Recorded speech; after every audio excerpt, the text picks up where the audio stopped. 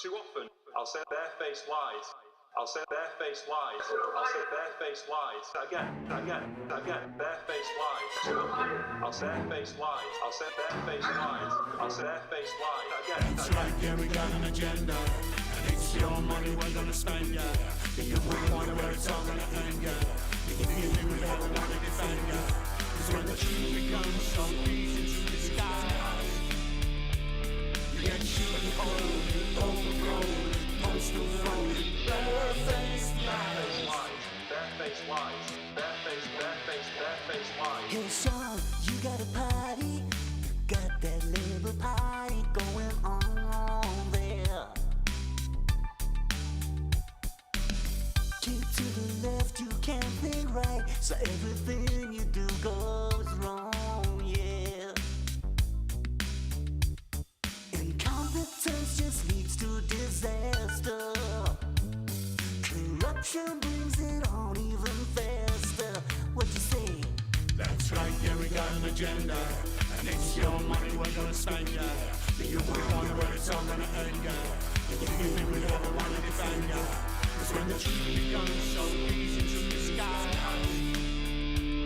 you get shit cold, overgrown, postal phone, barefaced. That's right, yeah, we got an agenda. And it's your money we're gonna spend, yeah. You wouldn't want where it's all gonna end, yeah. If you think we never want to defend, yeah.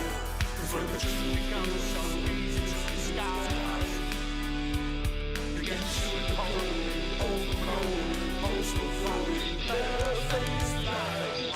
Barefaced lies. Barefaced lies. Time waits, you always told us you'd build us all a new Jerusalem, yeah. You talk the talk, but when you walk, you only leave a crooked line there.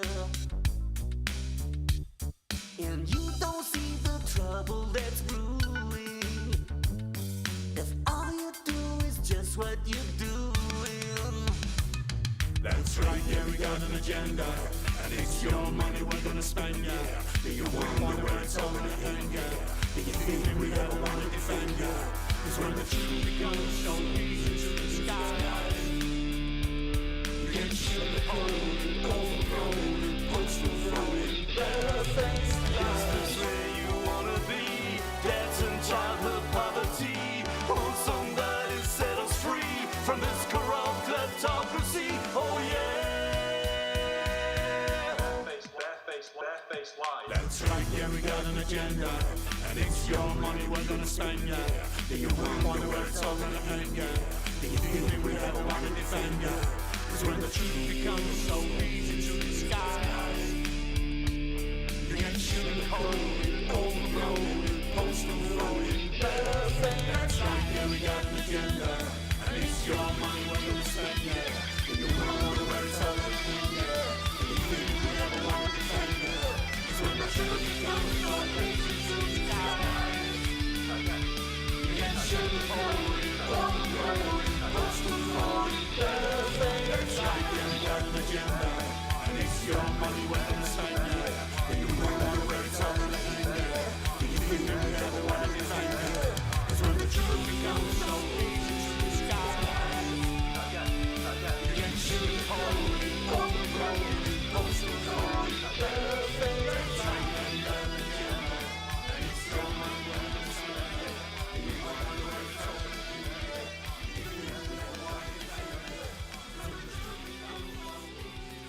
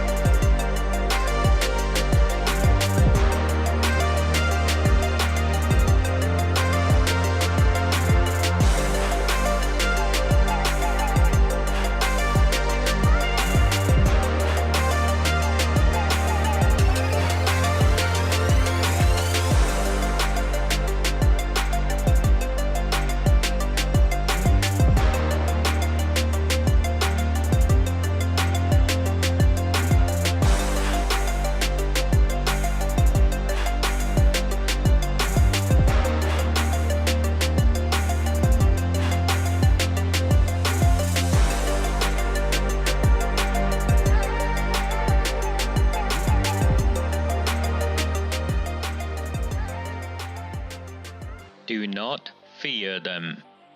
Do not fear any of them.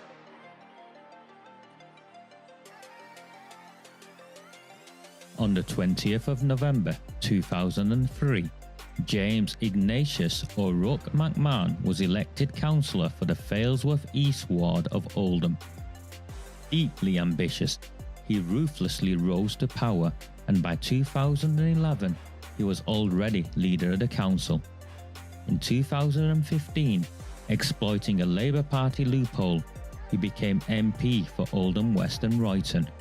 If only the people of the town knew then what they now know.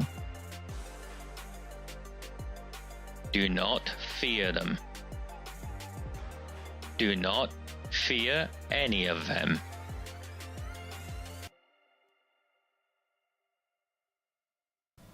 Very good evening, Sunday the 19th of October 2025. My name is Raj Emir. This is a Recusant 9 transmission. I was with you all this morning. I wanted to get some content out. There's been significant progress on the Grooming Gang Inquiry. The government kept it hidden, by the way. It was the survivors who leaked it. It was leaked to me last night, and clearly they leaked it to a whole host of people, trying to get information out on the shortlisting of 2 individuals. The survivors I've spoken with specifically are not at all happy with these individuals, and the conversations carried on late into the night and the early hours of the morning. I got up at 4 o'clock and started producing some content. I shared some of it this morning. I will share more of it now. As always, the work I do is 100% community funded. Thank you so much, Ryan. You can super chat me, you can like, you can share, you can just watch for free if that's what you want to do. I charge nothing for any of my work, and I'll leave it up to people to decide if I am worth the price of a cup of coffee a month. It's as simple as that. It's £3 a month if you want to support me on Redwall and the Rabble. And that's how I've existed for a number of years now. So please, if you can, support me. If you can't or don't want to, take the content, at the very least share. At the very least share, and indeed, Tony, if you can, hit the like button. Now, I've had a considerable amount of pushback from a number of people regarding Jim Gamble in particular. So there's 2 of them. And what I'm going to do is run through the 2 places where the stories have been properly published so far. It was Sky News first, and then GB News picked up on it from Sky News and ran with it themselves. So here is Sky News' article. I know I've done a warning for some of you, but please bear with me because a lot of the people watching now did not watch us this morning. Now, what I want to focus on is how they portray these 2 candidates. Leading candidates to chair Grooming Gang Inquiry revealed, with both set to face a survivors panel this week. The 2 prospective candidates are former police officer Jim Gamble and social worker Annie Hudson. And that's Jason Farrell, and you can see he released it at 7 minutes past 10 last night. A former police officer and a social worker are the leading candidates to chair the government's national inquiry into grooming gangs, Sky News has learned. The 2 prospective candidates, Jim Gamble and Annie Hudson, are due to meet a survivors panel on Tuesday.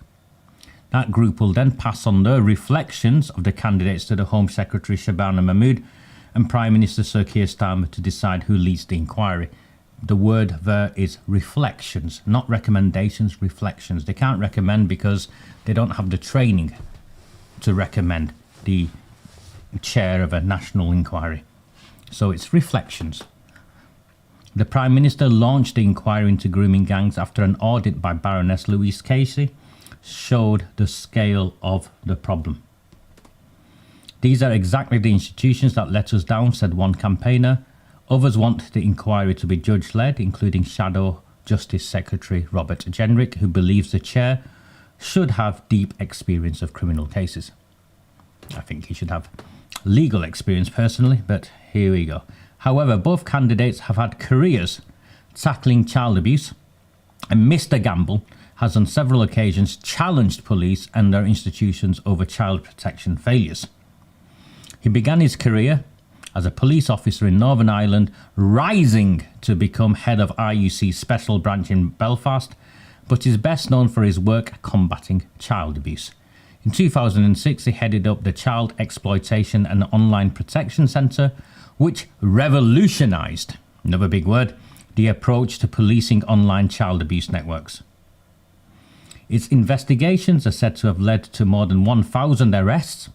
No details on the convictions, but more than 1,000 arrests before Mr. Gamble resigned in 2010 when the then Home Secretary Theresa May decided to merge his unit with other departments. He also headed up Operation OR, the UK's largest ever police investigation into who was viewing internet child abuse images.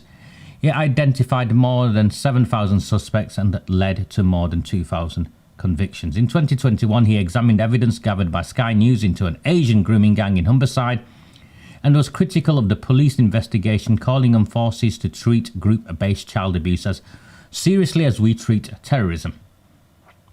He added, this is organised industrial-scale rape. Didn't say anything that I can find about racial motivation. Didn't say anything, as far as I can find, about the predominant demographic of those involved and the victims. In 2022, he led an independent inquiry into the strip search of a black schoolgirl in Hackney known as Child Q, concluding that racism was a factor. Oh, so he knows all about racism, but as you can see, it's easy to know all about racism when the victim is black, which makes me wonder why he didn't speak out, and if he did, why he didn't make a bigger deal of it when the victims were white and working class and the perpetrators were Pakistani, if he knows all about racism. Concluding that racism was a factor, including adultification bias, in which adults perceive black children as being older than they are because they see them as more streetwise. The rival candidate, Annie Hudson, was appointed as chair of the Child Safeguarding Practice Review Panel in December 2020. Before that, she was Director of Children's Services at the London Borough of Lambeth. Remember, no grooming gangs in Lambeth, having held the same role at Bristol City Council.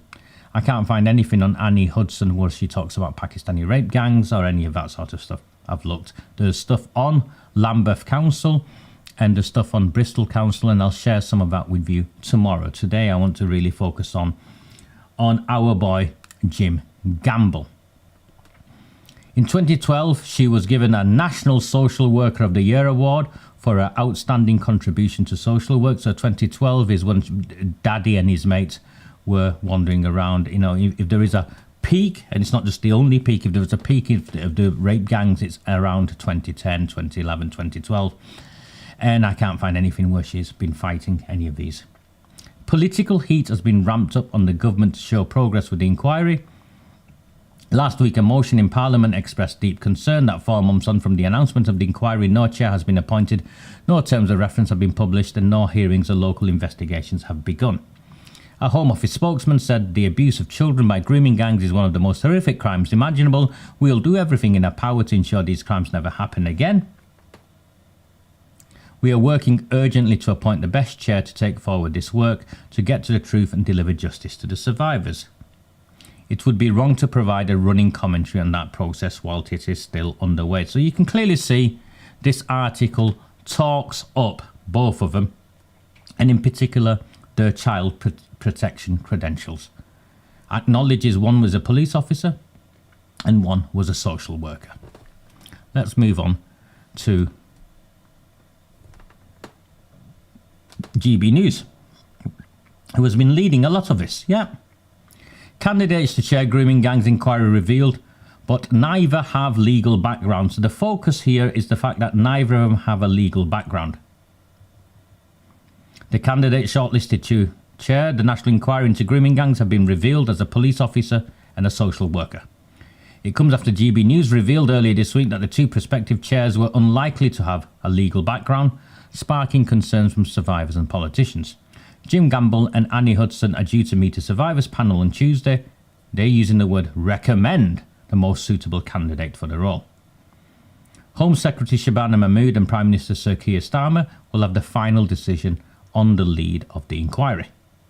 Despite both candidates having had careers tackling child abuse, campaigners have argued that the police and social workers were responsible for letting down victims, sparking concerns for the inquiry's integrity. They believe someone with a legal background should lead the inquiry. including Shadow Justice Secretary Robert Jenrick, who thinks the chair should have deep experience of criminal cases necessary for handling the deeply complex information involved. One survivor told GB News, while both candidates bring long experience into child protection, it's deeply concerning that they've each held senior roles within the very institutions that failed victims of grooming gangs. For this inquiry to have true credibility, it must be led by someone with demonstrable independence and strong legal authority, not figures drawn from the same system now under investigation. Survivors deserve an inquiry that is not only thorough, but untainted by the perception of institutional self-protection. That's him there. Our boy Jim Gamble. Marlon West, remember that's the father of the survivor in Mosley. I don't speak to him, by the way, for a whole host of separate reasons. Child exploitation campaigner, so that's what he now is. It seems every survivor I have spoken with exhibits trauma attributable to either the police or social services. This situation evidently demonstrates a lack of thorough consideration by the government once again. An overseas judge should preside over the matter. Why should an overseas judge preside over the matter, Marlon? Should people not be told whether UK judges were approached, Marlon? And why UK judges refused to take it? Could it perhaps be because the government had already drafted the terms of reference and no judge wanted to touch it because it was seen as a stitch-up, perhaps? Could that have something to do with it? Nothing there, you can see. And this is GB News. Colin Whitner, KC, a barrister with more than 30 years' experience, added, "Very odd. If ever an inquiry demanded a judge or retired judge, it is this one. Huge numbers of documents and witnesses with lots of legal, evidential and procedural issues likely to arise. A cynic might think that someone is trying to cook things." And that's a barrister who is saying that. The government have been pressured to show progress with the inquiry, with a motion in Parliament expressing deep concern that 4 months on from the announcement of the inquiry, no chair has been appointed, no terms of reference have been published and no hearings or local investigations have begun. Of course, none of that can take place until a chair has been appointed. Home Office spokesperson said, and you've got that again, the same quote. Okay.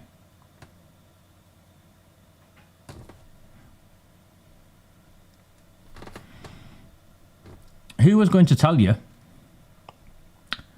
that Jim Gamble joins the Labour Party in Northern Ireland in 2015? This is a Labour Party man. Is that not of significance? Please tell me, am I losing my mind here? One of the candidates they've shortlisted, he's already a former policeman that the survivors are concerned about. Who was going to tell them that Jim Gamble joined the Labour Party in Northern Ireland? And I'll read the article, and this is from the BBC. Same guy, yeah? Senior role at the RUC, Royal Ulster Constabulary, and also ran the UK's Child Exploitation and Online Protection Centre 2015. Where are you talking about the Pakistani rape gangs, Jim? Oh no, I joined the Labour Party. A former senior police officer, Jim Gamble, has joined the Labour Party in Northern Ireland. Mr. Gamble had a senior role in the Royal Ulster Constabulary and also ran the Child Exploitation and Online Protection Centre. He is prominent in the media as a commentator on child protection issues. Well, if he's prominent in the media on child protection issues, where is his comments on the Pakistani rape gangs?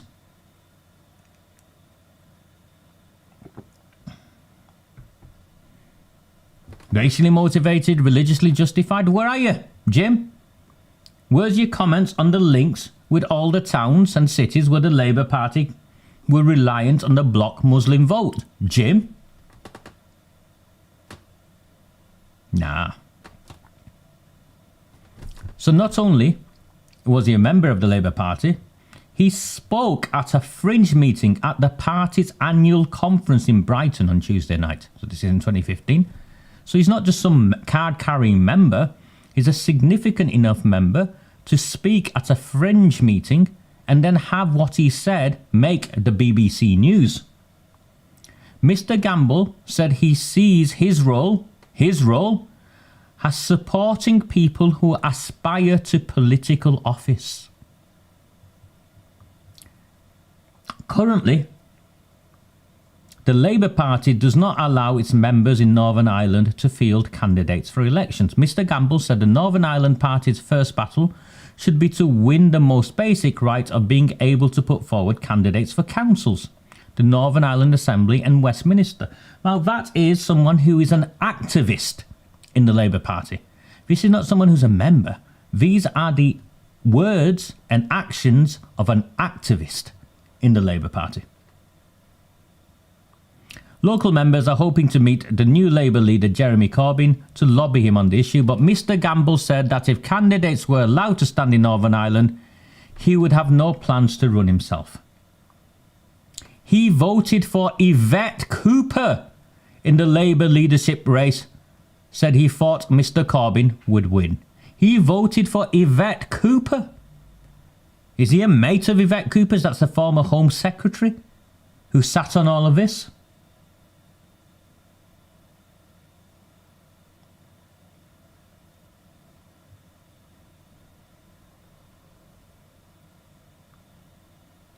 Mr. Gamble is one of hundreds of new members in Northern Ireland who have joined the Labour Party in recent months. So there you have it. Not reported in the news, either on Sky or on GB News, but this man, and I understand he left the Labour Party after Corbyn came in, which demonstrates his loyalty even more to Yvette Cooper, Keir Starmer and that branch of the Labour Party, the branch of the Labour Party that now in government. Tell me, people, is it not relevant that the police officer, former police officer, shortlisted to lead a rape gang inquiry that would investigate the police and also investigate the Labour Party, is it not relevant that he was a Labour Party activist?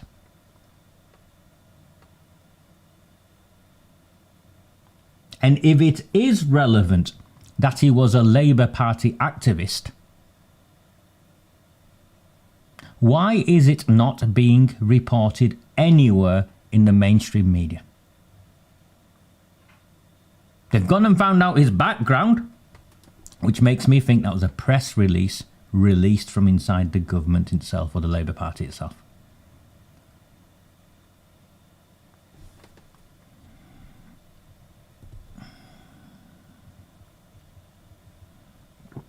For those of you new to me, my name is Raja Mir. I've been doing this for 7 years. We've been on a journey. During that time, the police have falsified evidence and tried to have me imprisoned falsely. Failed. Pakistani sectarians and Islamists have openly incited my murder with the protection of the police and the politicians in the town where I come from. And the mainstream media has attempted to comprehensively, first of all, smear me and now blacklist me as if I don't exist.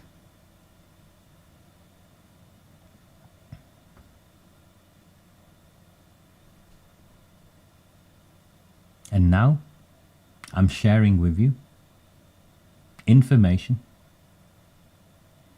clear information, that one of the individuals shortlisted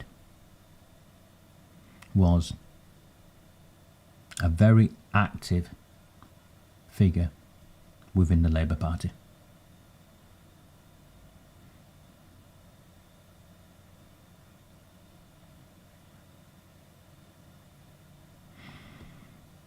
I'll do the same on the second of the candidates once I've looked into Lambeth and Bristol.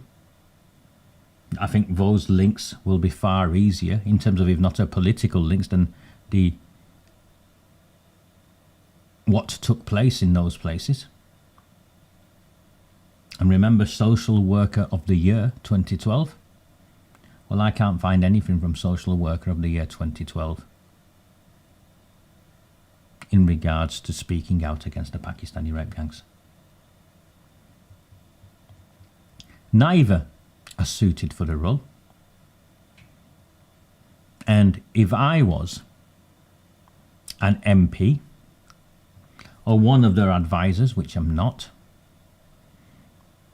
I would be asking a whole host of questions, and those statements would have gone out already. I've seen nothing.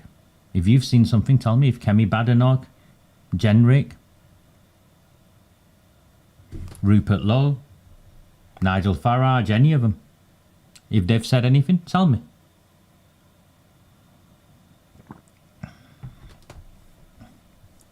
Thank you, Steve, for becoming a member. Very much appreciated. And thank you, Natanya, for your super chat. This is where I do my work. I've got a massive piece of work done that I'm going to share on there. Please pick it up, read it.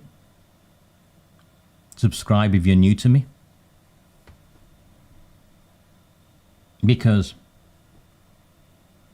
I think it's very clear. Well, it's clear to me. And someone was concerned about my health earlier and posted something about taking a break. I think it's very clear to me that if I take a break right now at this time, I think that's exactly what they want. Don't you think so? So I'll drink some hot Vimto, get back to the doctors because I've got to have some more tests done, and just pile through, because 7 years we've been at this. And I don't say this with any arrogance whatsoever. I know what will happen should I stop.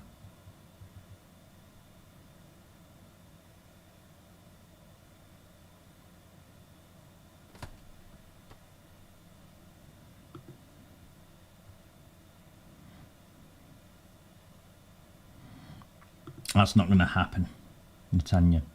I don't think you understand in terms of the pedigree of people who need to start, who would ordinarily front, chair a national inquiry. And that's no criticism. They've got to be heavyweights, and they tend to be judges.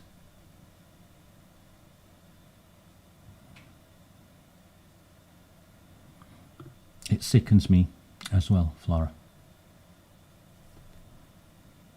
And those of us in Oldham have seen all this before, haven't we, Pauline? A Labour man like Ridgway. That's right, the expert team in Oldham, one of them was a self-declared Labour man.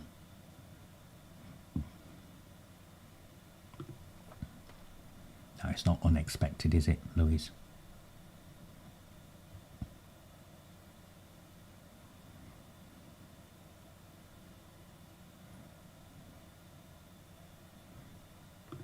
And that's all you can do, is keep sharing, because it should be headline news. I'm sorry, this element of who he is should be headline news. At least on GB News, on Talk. Why isn't it? They've shortlisted the guy who's not only a former police officer, but is a former activist, campaigner, member, supporter of Yvette Cooper in the Labour Party.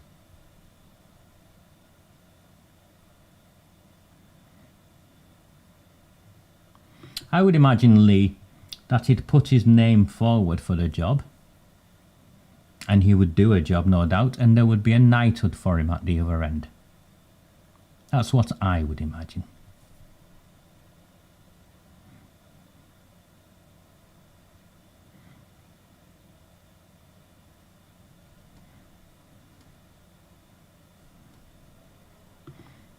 And if you think you can do this work that I do, then go and do it. I've said all along, right from the beginning, please. If anyone can do this better than me, go ahead and do it. And that's not a criticism of you, just go and do it. But I've not seen anyone do it.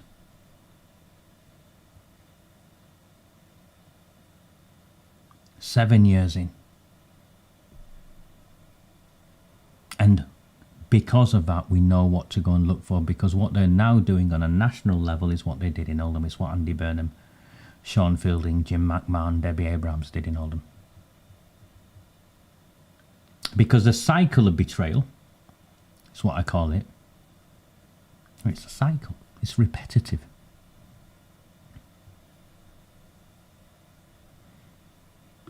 Thank you, Denise. In Britain, no one is ever truly held to account. Well, at that level anyway.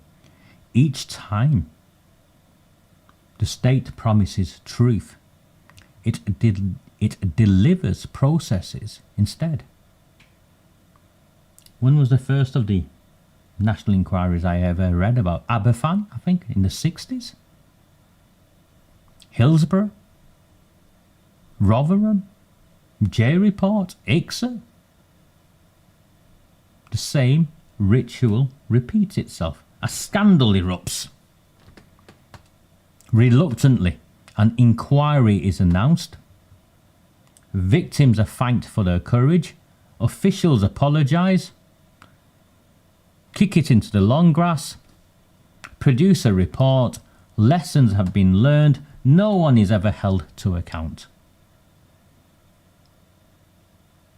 Nothing ever really changes. The institutions remain intact, the perpetrators go unpunished, and the machinery of denial remains untouched. What you are witnessing now is that very machinery in action. This is not an accident of bureaucracy. It is its very purpose. Britain's inquiries contain political danger by converting moral outrage into administrative language. Crime becomes failure. Governance gaps is what they use to replace the word corruption. And betrayal becomes lessons learned. And that's where you get a cycle.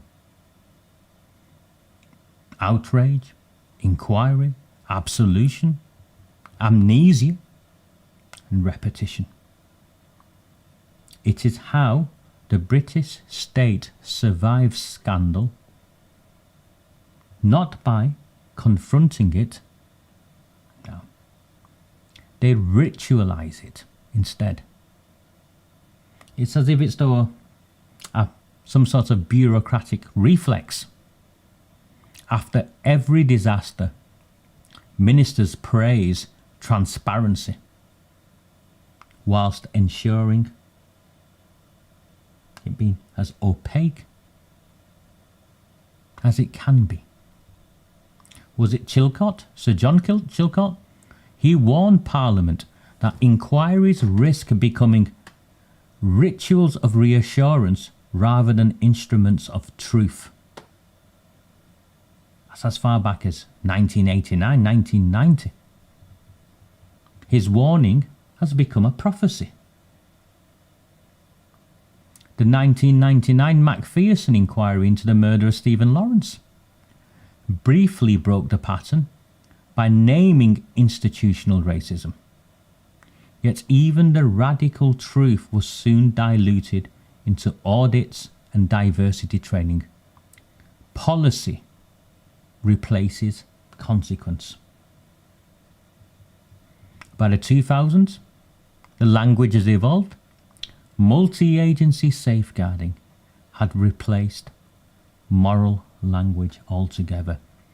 Every tragedy produced a serious case review written in the dialect of management. And I asked for one. And no one's picked up on it. None of the MPs. for Charlotte Tetley and her suicide, there should be a serious case review. So even there, it's selective on who the victims are. The system has become fluent in empathy and allergic to accountability.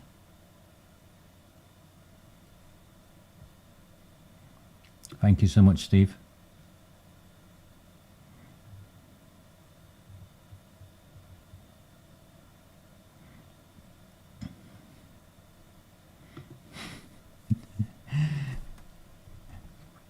I've got things I will share with you on what should happen, if you bear with me.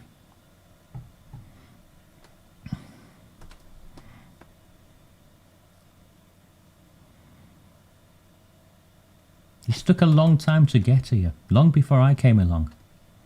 One of those pivotal moments was what happened in Rotherham in 2014.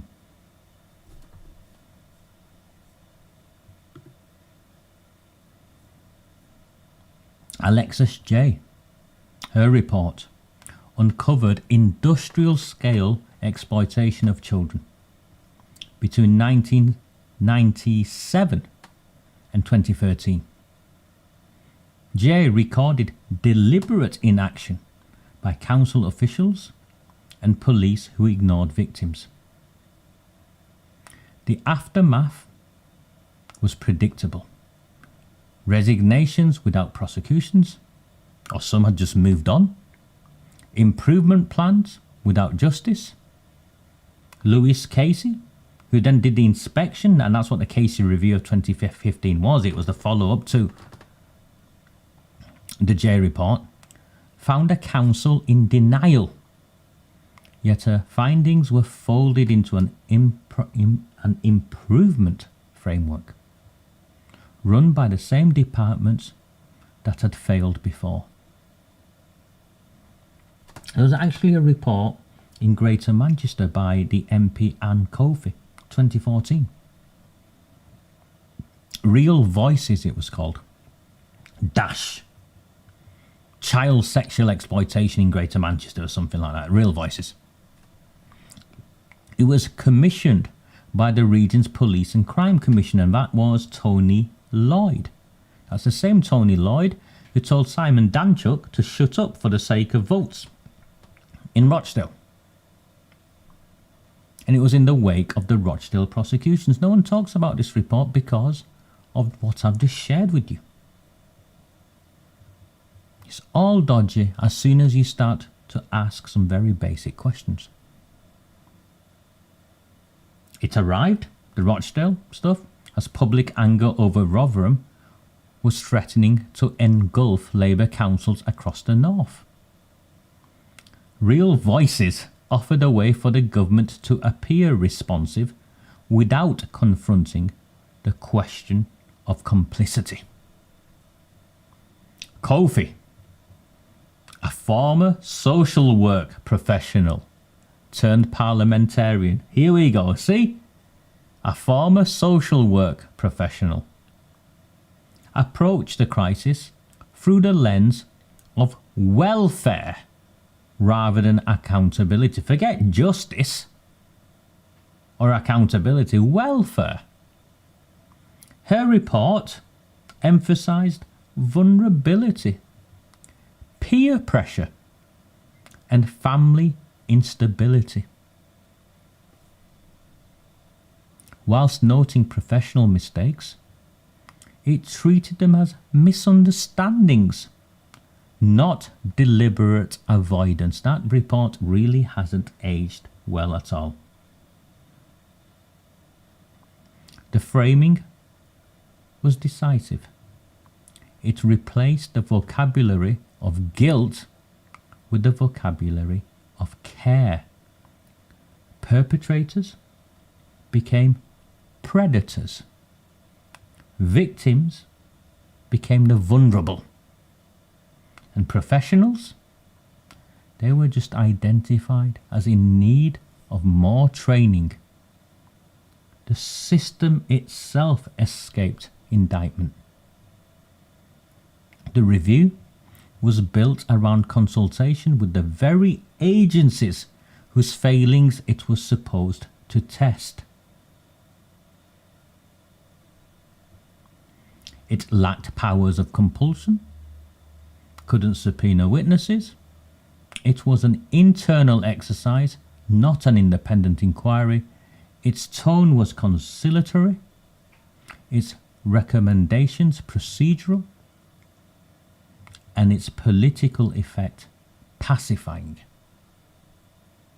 Of course, the Home Office quickly endorsed it as a model of partnership working.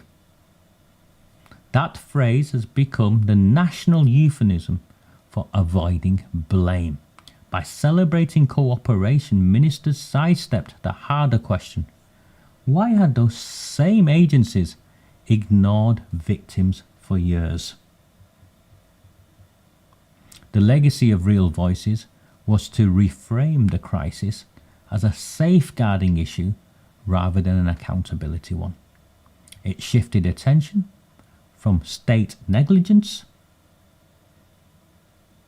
the complicity of the powerful, all the way across to the vulnerabilities of children. A semantic pivot that would shape every subsequent review, including those in Oldham and across Greater Manchester. Politically, the report served its purpose. It calmed headlines, reassured local authorities, and allowed Whitehall to retake control of the narrative, which is what they're trying to do here, retake control of the narrative. But it also marked the beginning of the bureaucratic counter-offensive, the transformation of moral failure into managerial language.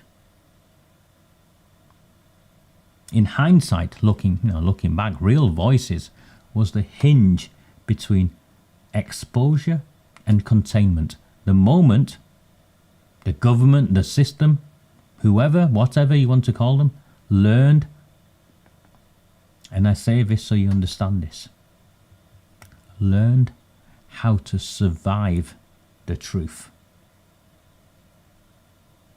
And you saw what happened with Operation Augusta, Oldham Assurance Review, all of that. Andy Burnham, Oldham Assurance Review. Many of you know the story, but I'll just summarise it very quickly. Following sustained public pressure and evidence from survivors. Actually, there was evidence from survivors as well as, the stuff I put out. And residents who had lost faith in the council and Greater Manchester Police. Burnham framed his review as a way to draw a line under the past and rebuild trust. From the start, the structure guaranteed control. It wasn't a statutory inquiry. It had no power to compel evidence or question witnesses under oath. It was commissioned by the very authority, under scrutiny, and co-chaired by Malcolm Newsom and Gary Ridgway, the Labour Party man. Its purpose was for reassurance, not revelation. The terms of reference focused on safeguarding processes, not on specific incidents or individuals. The emphasis was on lessons learned, not accountability. Political decision-making and leadership responsibility lay outside its scope. It was a management review disguised as independent. Context in it was everything. The review followed years of local protests from us and investigative reporting that had forced the issue into national view. By commissioning an assurance review, rather than going to government and saying we need a statutory inquiry, Burnham could appear proactive while retaining control of scope and presentation. Do you see what they're doing here? It was containment in the language of reform.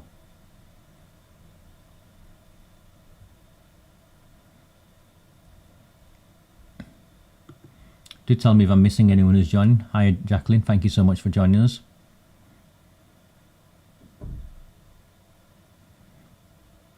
We know it was published, the assurance review, June 2022. Many of us went to that council meeting, remember? Missed opportunities was its language, wasn't it? Praised dedicated staff and concluded that there was no evidence of a deliberate cover-up or systematic neglect in Oldham. I had to expose to you, reading the small print, how Oldham's innovative approach, including opening a child brothel,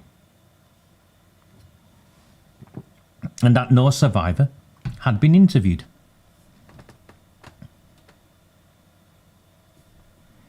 Yes, Gary, we have seen this before. And that's why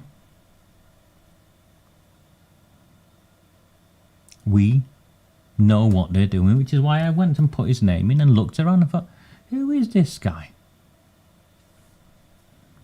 Former Labour Party activist.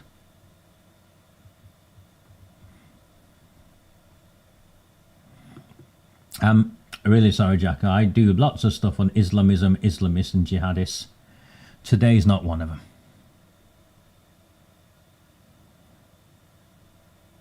Not everything goes back to Islamism, Islamists or jihadists. The shortlisting of these two has got nothing to do with the caliphate. It's to do with the cover-up.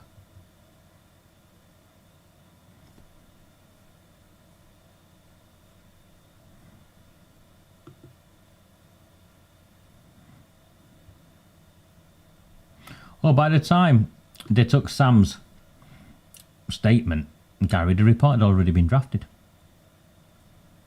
It was just a paper exercise, a tick box exercise.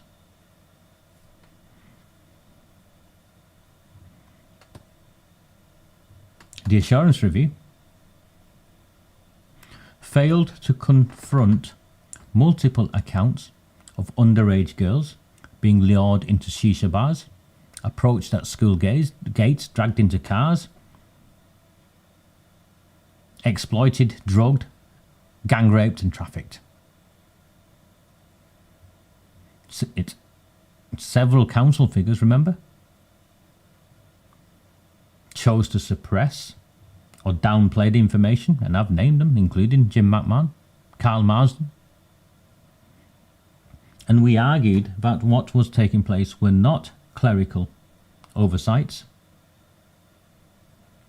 but conscious political decisions. What took place in Oldham were not isolated safeguarding concerns, as they would have us believe, and what has took place across the country now, according to Baroness Casey, is also not isolated safeguarding concerns.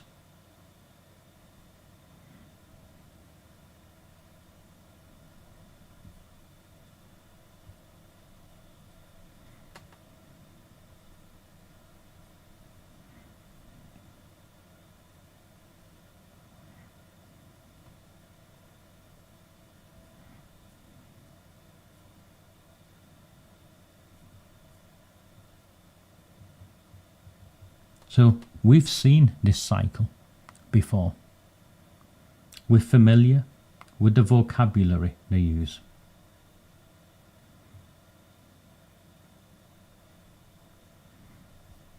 I think they'll try and brush it under the rug, David. I'm very clear. Andy Burnham is involved in the cover-up of the grooming and gang rape of children, and given the opportunity, I'll testify at a national inquiry and evidence how and why. They've never had anything like this. They've never had to fight anything like this. You've seen it now. Go and have a look as the week develops, and how the fact that this man was a member of the Labour Party enters the public discourse, when all this time they're trying to cover it up. Go and have a look and you'll see.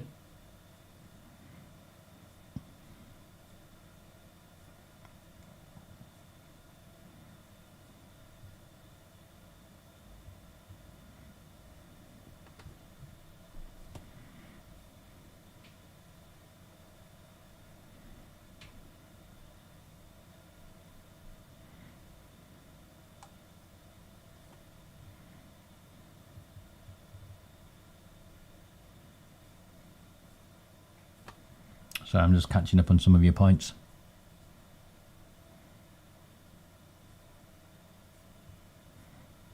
And what I promised you was I would share with you what you can actually do. What can actually be done to fight back.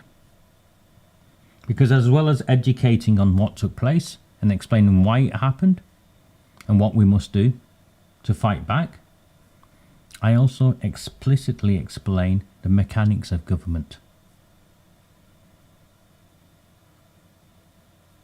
and what we can do.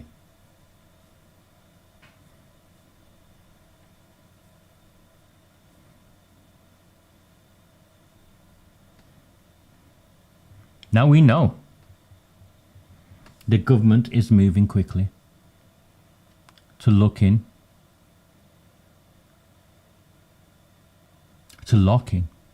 a compliant chair before scrutiny lands. We know that, you can sense that. And that both shortlisted candidates, Jim Gamble and Annie Hudson, come from the very establishment networks the inquiry is supposed to examine. Neither possess judicial independence. Both are embedded in the bureaucracies that has failed survivors. Yet the Home Office is prepared to present one of them as a trusted professional endorsed by survivors. This is the lie at the heart of this process.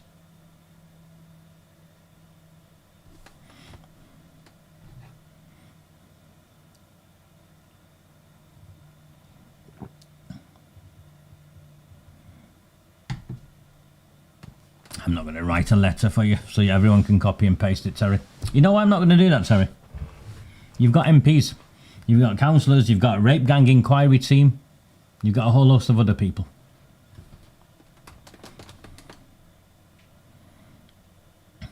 I want to talk first of all about this survivor consultation panel, this survivor panel. It was appointed in secret. Its members were never elected, their identities never confirmed, the minutes of their meetings never published. They have been used as a shield, invoked to legitimise decisions already made in Whitehall. True survivor reputation, true survivor representation means open selection, published records, and the right to dissent in public. None of that has happened. In every credible inquiry, Grenfell, COVID, the Post Office, the appointment of a chair involved cross-party consultation and committee scrutiny. This time, those safeguards have been stripped away. The Home Office have co-opted the Home Office have cut Parliament out entirely. That's how brazen this cover-up is. They said, oh, there's a survivor panel that will make reflections, share reflections, make recommendations.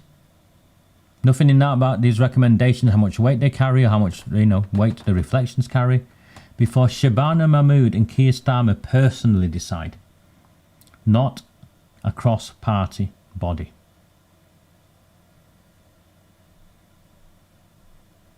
So, before any appointment is confirmed, and remember the meeting on Tuesday, and then maybe Wednesday or Thursday, maybe Friday,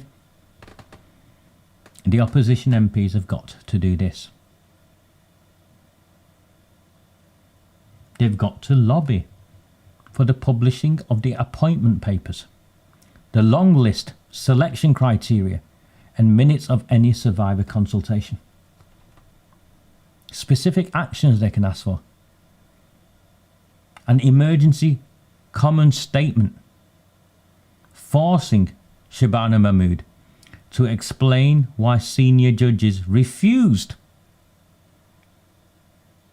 and why insiders, including a former Labour Party activist, made a short list of 2. They've got to demand cross-party oversight. So the Home Affairs Select Committee, Public Administration Committee, I think is the one. They need to be briefed before any appointment is finalised. All of these layers exist in government. None of this has been applied. And not a single politician in Parliament with their teams of advisors have picked up on any of this.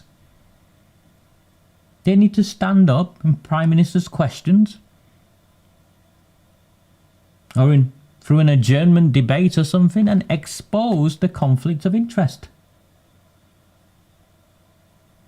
Every past role or contact either candidate held with the Home Office, police or safeguarding boards. We know he was involved with the Home Office. And they've got to summon the vetting officials to give evidence under oath. Get them into the Home Affairs Select Committee. That's it, Gary. They've got to earn their salt. They know all of this. Your MPs, the Conservatives, Reform,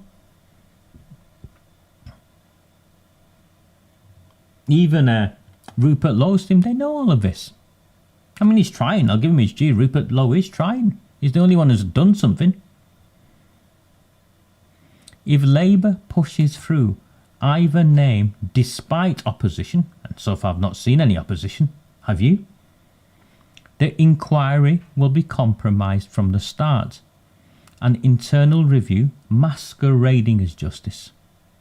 It will confirm what survivors already fear. The system is not investigating itself, it is protecting itself.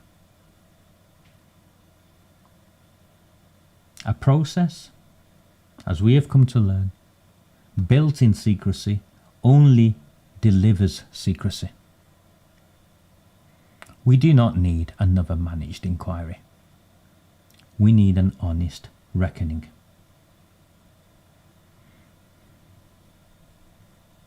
I'm not going to push for it, Jacko.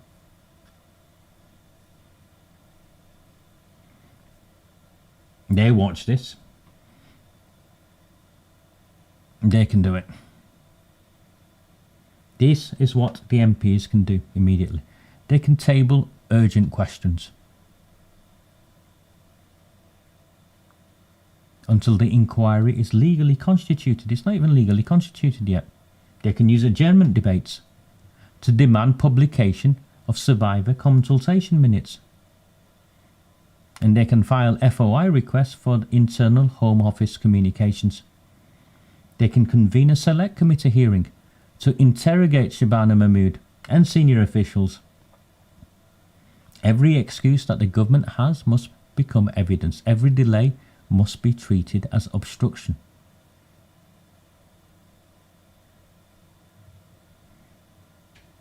If we don't do this, then this inquiry will not be able to confront the political class.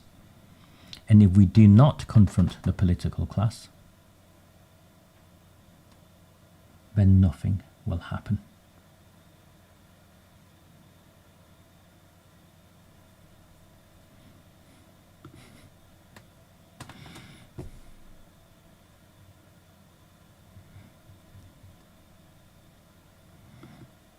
No, I can't. What you need to understand is the FOI request. So everything I've talked about is strategic and coordinated. None of that has took place. Opposition MPs have whipped up outrage, but they have genuine power and tools at their disposal.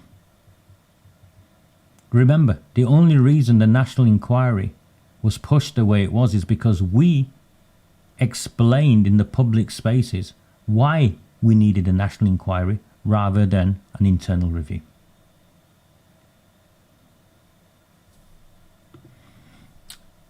Maybe some of them don't know, Ryan. I don't think that. I think this issue, sadly, for a lot of people is a political football. They benefit from the outrage rather than have any desire to resolve and deal with what is a national shame. Cover-ups begin in silence. And the reason they try to shut us down is because cover-ups only end not just through pressure. And you've all heard me use this term before, insurgency. An insurgency is when we use their weapons against them. We learn the rules of their game. We look out, knowing what they're going to do. We do not expect them to tell the truth. Did any one of you ever expect them to tell the truth?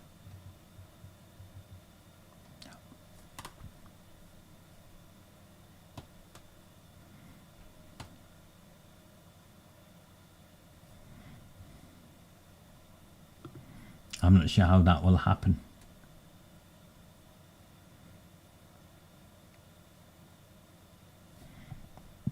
The terms of reference, the government have already drafted the terms of reference. I'd imagine that's why the judges said no.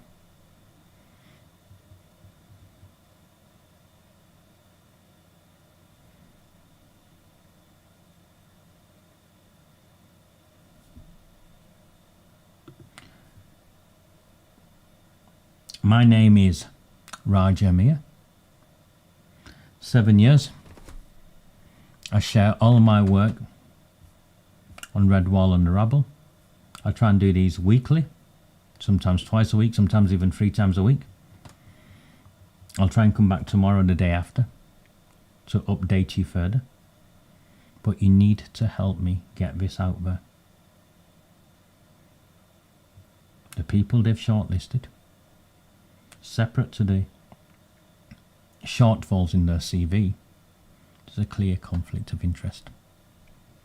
Well, one of the 2 shortlisted is a former, not just a former policeman, he's a former Labour Party man.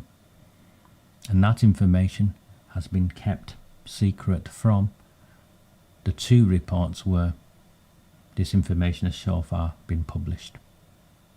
Sky News and GB News, and not for 1 second do I believe that is an accident. Do you? The work I do is only possible with your support. I leave it to you to decide whether I'm worth supporting or not. And to give you some context,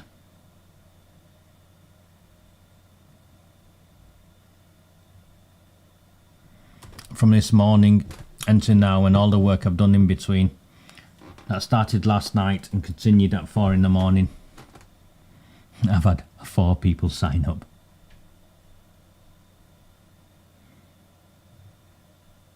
I'll leave it to you to decide. Take care. Do not fear them.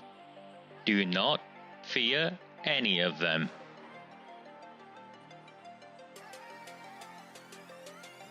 On the 20th of November 2003, James Ignatius O'Rourke McMahon was elected councillor for the Failsworth East Ward of Oldham. Deeply ambitious, he ruthlessly rose to power, and by 2011 he was already leader of the council. In 2015, exploiting a Labour Party loophole, he became MP for Oldham West and Royton. If only the people of the town knew then what they now know. Do not fear them. Do not fear any of them.